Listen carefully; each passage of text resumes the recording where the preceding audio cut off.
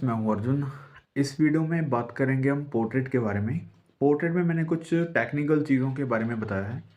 जैसे यहाँ पे एक शेप ले रहे हैं पोर्ट्रेट की, मैं किसी एक मेथड के बारे में नहीं बताऊँगा। हम समझते हैं कि एक्चुअली में पोर्ट्रेट होता कैसे है, कैसे उसमें शेड देते हैं, कैसे उसमें चीज़ें ऐड करते हैं।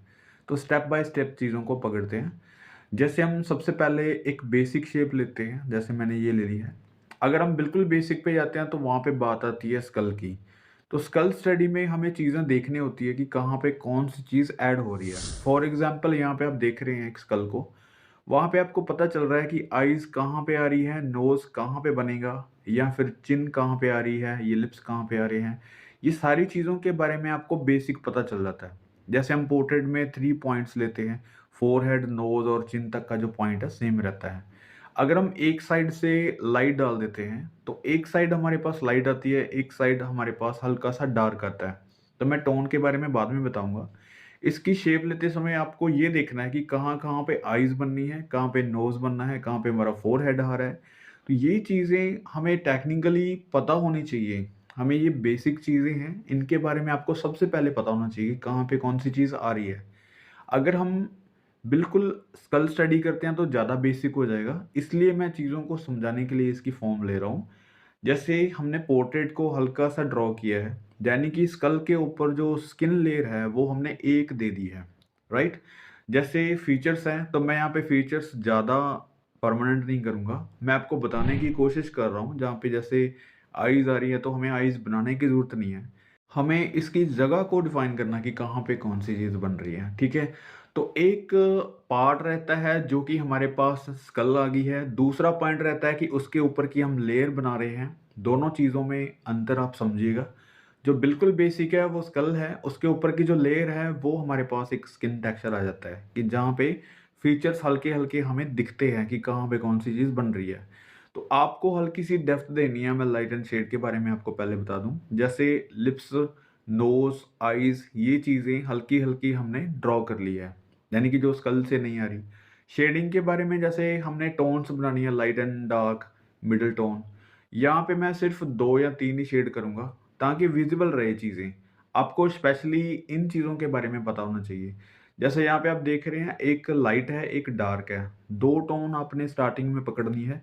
इस तरीके की आपने शेप ड्रॉ कर लेनी है। ये बहुत ही इम्पोर्टेंट चीज़ है, सबसे पहला पार्ट यही आता है पोर्ट्रेट में। जैसे हम पोर्ट्रेट की बात करते हैं तो हम शुरू कहाँ से करें? हम सीधा ऊपर वाली चीज़ों को देखते हैं कि आईज़ कैसी है, उसके एक्सप्रेशन कैसे हैं या फिर उनके हेयर्स कैसे हैं या स्किन टेक्सचर कैसा है। इन चीज़ों के ऊपर हम आ जाते हैं जब डिटेलिंग में आते हैं।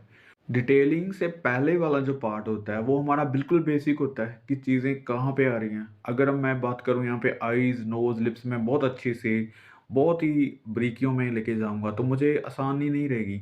मुझे वहाँ पे मुश्किल पैदा ये हो जाएगी कि कहाँ पे कौन-सी चीज़ आ रही है, कितनी लंबी चौड़ाई या फिर किस करैक्टर में आ रही है। तो इन चीज़ों को थोड़ा-सा शार्प करने के लिए हमें शेप की ज़रूरत पड़ती है। आपको फीचर्स कुछ इस तरीके से ऐड करने हैं कि वहाँ पे डिटेलिंग नहीं, सिर्फ़ उनका एक इम्प्रेशन हो। जैसे आईज़ है तो मुझे यहाँ पे आईज़ बनाने की ज़रूरत नहीं है। इसको हल्का-सा डार्क करते हैं, इसकी डेप्थ को समझते हैं। जब तक आपको इनकी डेप्थ के बारे में नहीं पता चलेगा, डेप्थ मीनिंग जहाँ पे आपको हल्का-सा डार्क करना है, गहराई वाली चीज़ें हैं, जहाँ आपको हल्का-सा पर्सपेक्टिव में चीज़ें दिख रही हैं।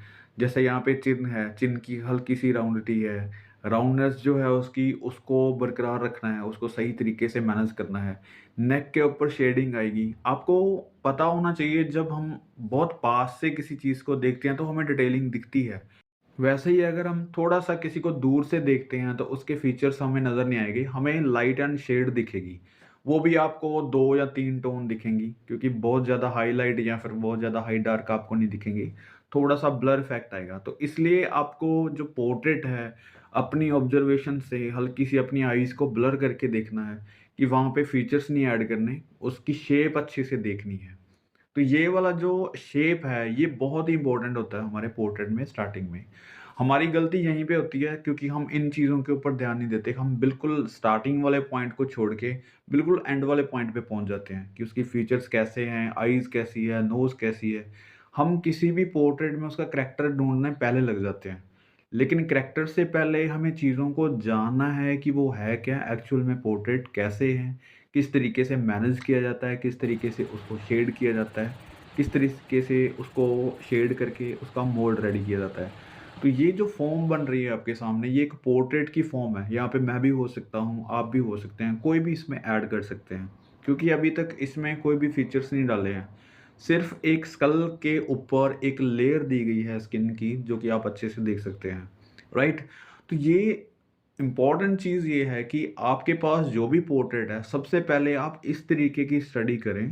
पहले आप स्कल को देखें अच्छे से, फिर उसके ऊपर लेयर्स बाय लेयर काम करना है, ठीक है?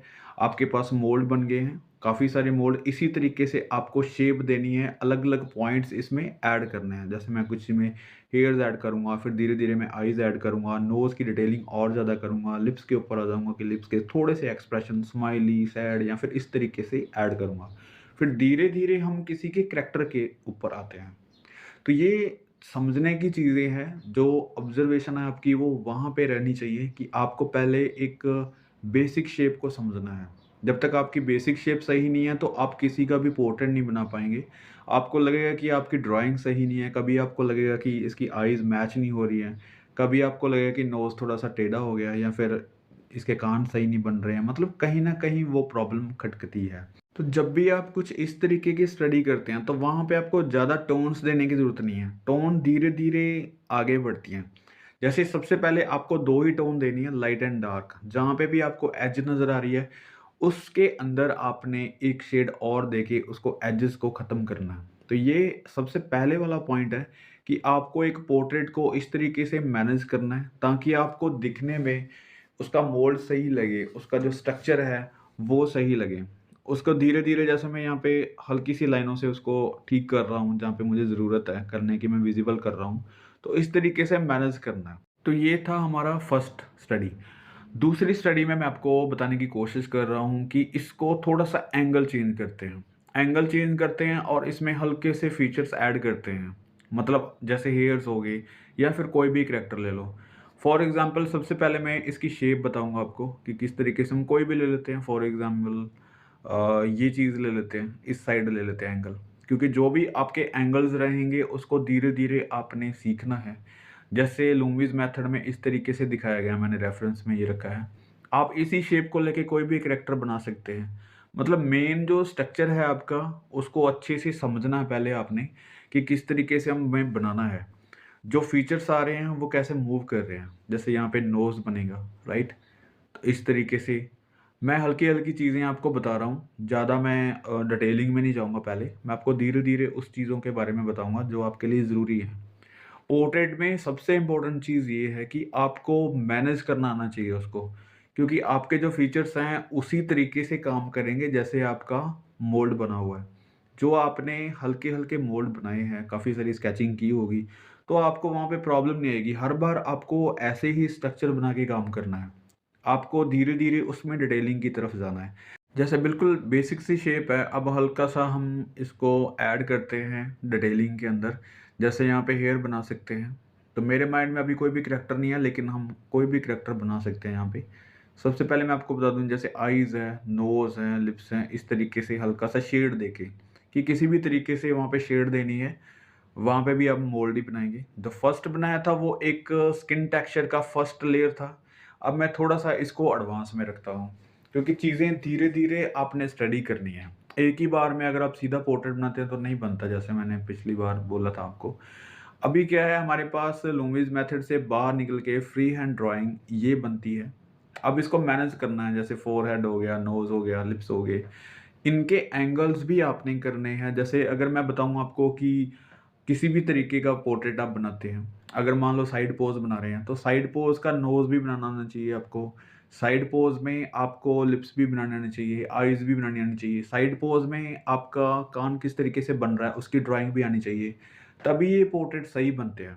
यानी कि जो मोल्ड है बन रहा है आपका, जो स्ट्रक्चर बन रहा है, वो भी आपका उसी एंगल में हो, उसी एंगल में आपको फीचर्स भी ऐड करने हैं। ठीक है?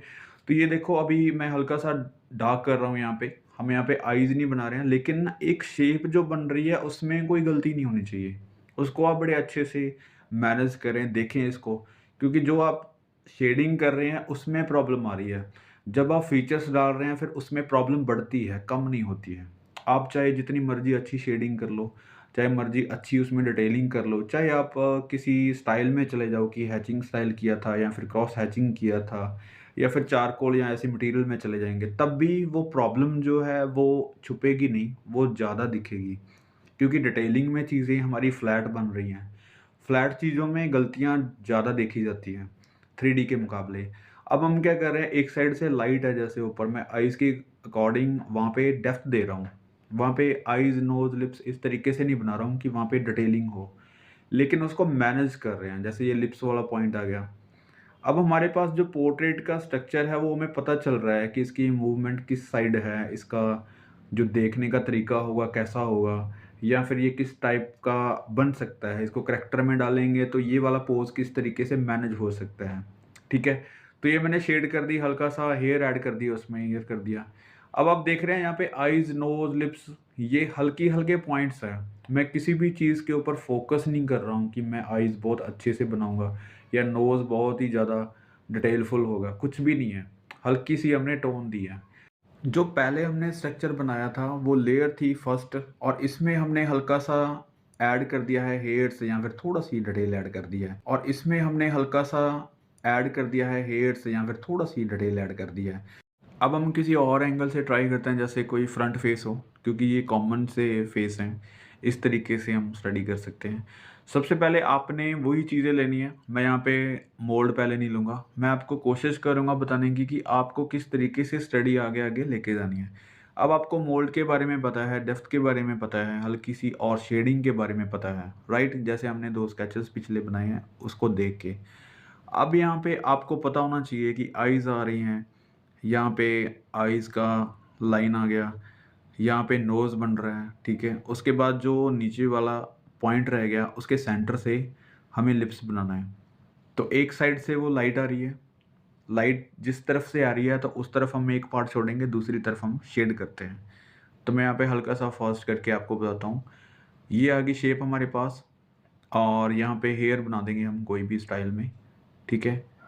तो इस तरीके से मैनेज कर लिया। अब यहाँ पे आ रहे हैं लिप्स। जैसे नीचे वाले पार्ट को छोड़ के हल्का-सा ऊपर लिप्स बनाते हैं, यानी कि चिन वाला पॉइंट ज़्यादा होता है, नोज़ और लिप्स में स्पेस कम होती है। इस तरीके से इसको मैनेज करना है। अब हम एक तरफ से शेड कर सकते हैं, ठीक है? जैसे हमने मोल्ड बनाया था वैसे ही एक तरफ शेड करनी है, एक तरफ लाइट छोड़नी है। तो इससे हमें हल्का-सा पता चल रहा है पोर्ट्रेट का, और जैसे इसकी हल्की-सी डिटेल, जैसे शेड नोज़ की हल्की-सी नीचे तक आ रही है, लिप्स, और यहाँ पे चिन, चिन की शेप ठीक करनी है। जैसे ये बिल्कुल लाइट लाइनिंग थी। अब जैसे-जैसे हम उसकी डिटेल कर रहे हैं, उसको सही तरीके में किसी करैक्टर में डाल रहे हैं। तो आप देख रहे हैं पहले बिल्कुल ही ज्योमेट्रिकल फॉर्म में था। अब धीरे-धीरे हम डिटेलिंग की तरफ जा रहे हैं। यानी कि आप चीज़ों को धीरे-धीरे मोल्ड करना है। धीरे-धीरे उनकी शेप ऐड करनी है। तो ये एक सही प्रोसेस है काम करने का, जब भी हम किसी पोर्ट्रेट को बना रहे हैं। आप किसी मटीरियल में देखेंगे तो यही चीज़ें होती हैं। क्योंकि हम स्टार्टिंग में ही पूरे पोर्ट्रेट की डिटेलिंग नहीं करने लग जाते। पहले बेस लगता है, फिर लेयर्स लगती है, फिर लाइट एंड शेड होता है, फिर लास्ट पे आके उनके फीचर्स डलते हैं। तो ऐसे ही हमने पेंसिल शेडिंग में, पेंसिल प्रैक्टिस में जब भी आप स्टडी कर रहे हैं, तो कुछ इस तरीके के टेक्निकल चीज़ें अपनानी है अपनी। अब हमें इसकी शेप मिल गई है, राइट? अब थोड़ा-सा इसको और मैनेज करते हैं। जहाँ पे आपको ज़रूरत है, हल्का-सा डार्क पॉइंट लेने हैं। जैसे यहाँ पे आईब्रो बन गई। अब हमें पता है कि आइज़ कहाँ पे बनेगी, आईब्रो कहाँ पे बनेगी, नोज़ कहाँ पे आ रहा है। तो इन चीज़ों के बारे में आपको जब पता चल जाता है, फिर हम डिटेलिंग की तरफ जाते हैं।